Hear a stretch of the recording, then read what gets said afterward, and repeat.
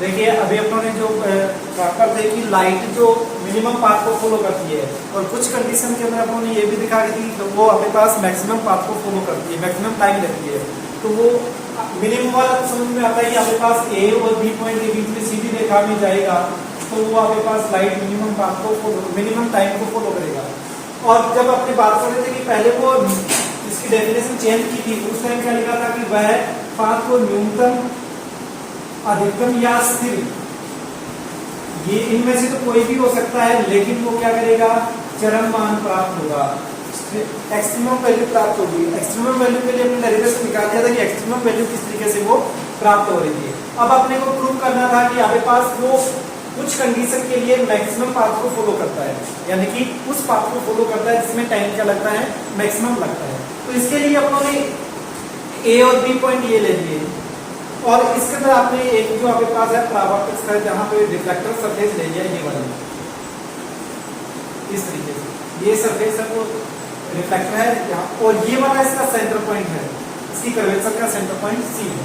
और यहाँ से मान लीजिए कि लाइट आ रही है, इंसिडेंट हो रही है इस O पॉइंट के ऊपर, तो रिफ्लेक्ट हो रही है Q पॉइंट के ऊपर। ये तो अपनी जो नेचुरल पाथ है, वास्तविक पाथ है, हमारे पास कौन सा PO वो वाला हो जाएगा। मान लीजिए कि ये इसको पाथ को फॉलो नहीं करती, वो किसी पाथ को फॉलो कर रही है, तब आपके पास देखिए PD आपने Q ले लिया, इस नीचे का पाथ कोई भी ले। तो इसके अंदर मान लीजिए कि आपके पास ये C पॉइंट है, इससे ये वाली दूरी और ये वाली दूरी सेम होगी। अपने पढ़ते हैं परावर्तन के नियमों से, यहाँ से कोण I = R होगा, ये वाली डिस्टेंस और ये वाली डिस्टेंस सेम होगी। तो आपने यहाँ से ले लिया, ये वाली D है, ये वाली B कितनी है, D है, ये कोई भी एक X पॉइंट ले लिया, जो आपके पास क्या है, इस D से परपेंडिकुलर डाला गया है, किसके ऊपर, AB जो आपने ले रखा है पॉइंट AB के ऊपर, D पॉइंट के ऊपर आपने लिखा ना, जो नेक्स्ट पाथ आपके पास कौन सा था, PDQ। अब इस PDQ पाथ के लिए ये वाला पाथ आपके पास PDQ, ये मान लीजिए कि ये फॉलो कर रहा है। नेचुरल पाथ इसका कौन सा है, वास्तविक पाथ, जो आपके पास POQ है। अपने मान लीजिए कि P, D और Q है, ये वाला कर रहा है, और इसका सेंटर पॉइंट कहां पर है, C के ऊपर है, ये वाला C से, ये वाला डायग्राम का। अब आपके पास देखिए ये वाली दूरी कितनी है, आपके पास D है, और ये वाली दूरी कितनी है, D है, और यहाँ से परपेंडिकुलर डालते हैं, ये वाली दूरी कितनी है, X है, और ये वाली दूरी मान लीजिए कितनी है, इसकी परपेंडिकुलर यहाँ से यहाँ की, ये मान लीजिए Y है। ये इतना सारा हो गया। अब इसके अंदर देखिए कि जो आपके पास इंसिडेंट लाइट है उसकी वेलोसिटी कितनी होती है, या आपने कह सकते हैं कि जो ऑब्जेक्ट हो रहा है उसकी आपके पास डिस्टेंस कितनी होती है, उसको U के द्वारा, और जो अपने पास इमेज प्राप्त होती है उसकी आपके पास किसके द्वारा होती है, V के द्वारा। तो यहाँ से आपके पास देखिए PD है, वो इंसिडेंट लाइट है, तो उसके अंदर आपके पास उसकी लेंथ कितनी हो जाएगी, U। ऑब्जेक्ट की लेंथ अपने लेते हैं ना ऑप्टिक्स में, U, यहाँ से इस तरीके से ऑब्जेक्ट की आपके पास इस तरीके से U और इमेज की V। तो यहाँ पर आपके पास ये ऑब्जेक्ट यहाँ तक इंसिडेंट लाइट है, इंसिडेंट लाइट को आपने कितनी डिस्टेंस लिख लिया, U, उसकी वेलोसिटी। और उसके द्वारा बाद में आपने DQ को आपने लिख दिया कितना, V। तो ये आपके पास रिफ्लेक्टेड लाइट की वेलोसिटी आ गई। ये दोनों आ गए। उसके बाद देखिए CP और CQ दोनों डिस्टेंस सेम है, कितनी है, D है। उसके बाद CD, ये आपके पास इसकी रेडियस है, ये सेंटर ऑफ कर्वेचर था, इससे आपके पास ये डिस्टेंस कितनी हो जाएगी, कैपिटल R, यानी कि इसकी रेडियस हो जाएगी। उसके बाद QL को आपने ले लिया कितना, X, और LD को ले लिया आपने कितना, Y। अब आपके पास देखिए इसके अंदर जो आपके पास समकोण त्रिभुज है, यानी कि पाइथागोरस थ्योरम के द्वारा इन ट्रायंगल में लगाएंगे, किस में देखिए, सबसे पहले LDC में देखिए, ये आपके पास L है, ये आपके पास D है, और ये आपके पास C है, ये वाला है।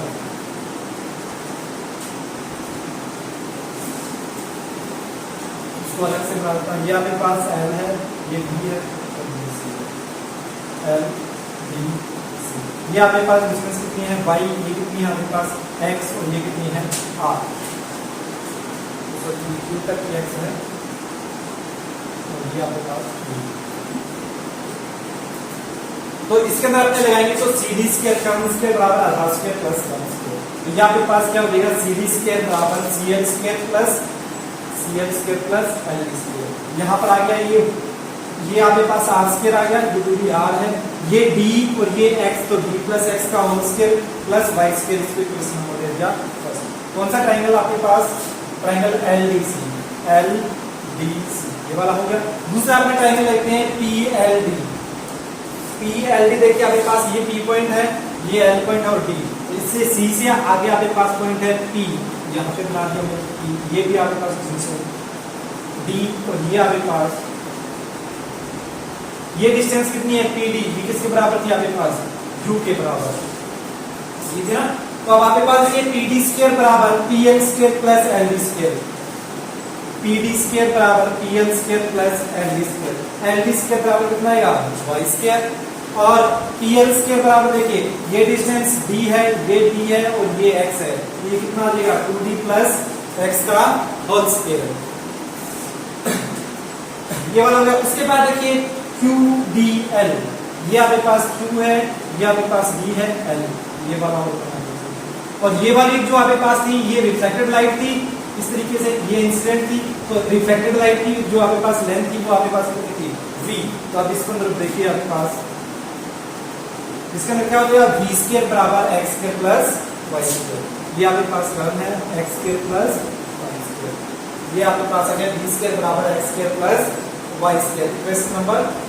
उसके बाद देखिए अपने पास जो नेक्स्ट टर्म निकालिए अपने को u प्लस v की वैल्यू निकालनी है, तो उसके लिए सबसे पहले देखिए u square plus v square की वैल्यू, ये आपके पास u स्क्वायर है, ये आपके पास v स्क्वायर है, दोनों को जोड़ देंगे तो आपके पास वैल्यू आ जाएगी 2d प्लस x का whole square plus x square plus 2y का whole square.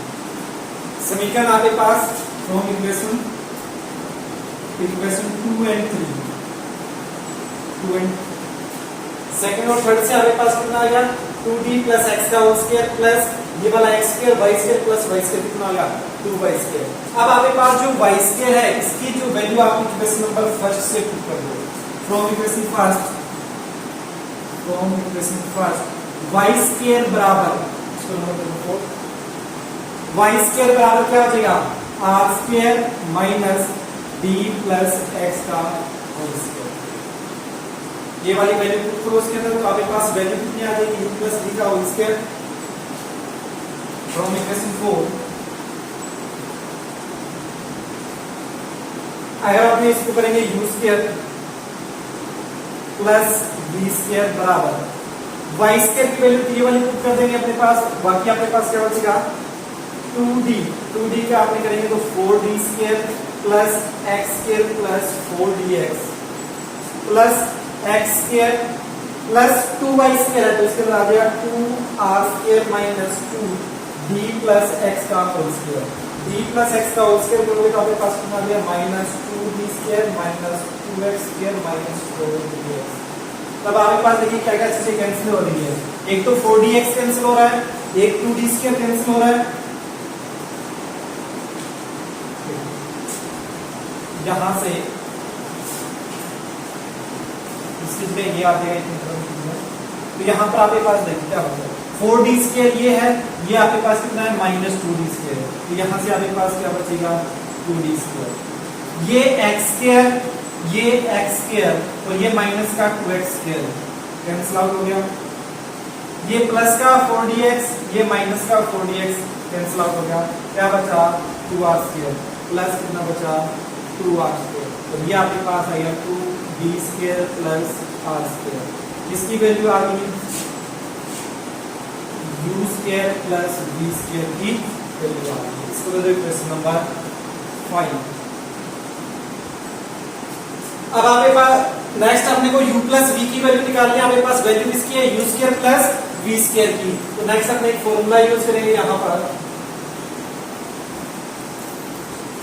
we know that u plus v का whole square plus u minus v का होल स्क्वायर बराबर 2u square plus v square. देखिए ये वाली value आपके पास constant है b, दोनों तरफ की डिस्टेंस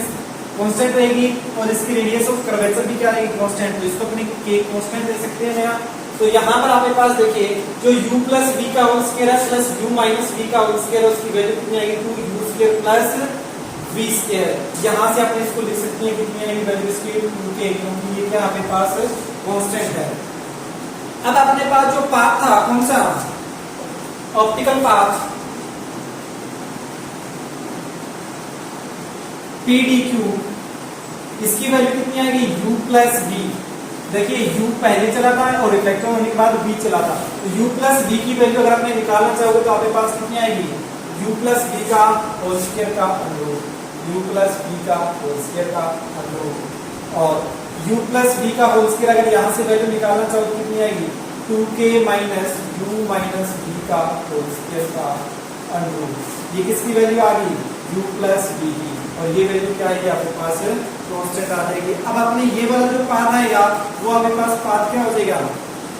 अब देखिए रियल पाथ जो आपके पास होगा वो POQ यदि वास्तविक पथ की बात की जाए, ये ऑप्टिकल पाथ है जो अपनों ने लिया था। अगर वास्तविक पथ रियल पाथ की बात की जाए, वास्तविक पथ की बात की जाए